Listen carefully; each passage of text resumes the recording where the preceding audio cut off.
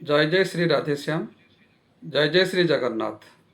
आत्मिक प्रभाव लिप्सी टचर आज कथावस्तु को आपण मानक स्वागत।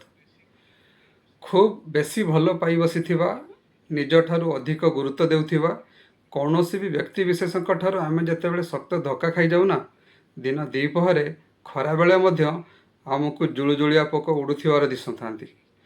शरीर स्थाणु पलटि जाए, मन किछि बुझी पारु न थाए, आउ केतेकंकु बंची थाऊ थाऊ मृत्युर स्वाद मिल जाए। किंतु जो माने उभय शारीरिक और मानसिक स्तर में निजक चलचंचल रखिपारती से माने बंची जाती।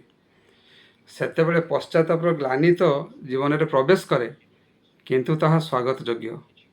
किछि भूल करी गर्व करिबा बा गर्व करी भूल करिबा परे जो पश्चातापर समय जीवन में आसे ना, ताहा सहिबा अबा कहा सामने वर्णना करिबा अत्यंत कष्टसाध्य होता है। अनेकों जीवन में यह निश्चित होता है। तेबे एथिरु सुरक्षित रहिबार अनेक उपाय मध्यरु गोटिए हला निजको भर भावे न चिनी अन्यर दोष खोजिबार कार्यरु निजको रखिबा। धन्यवाद। जय जय श्री जगन्नाथ। जय जय श्री राधेश्याम।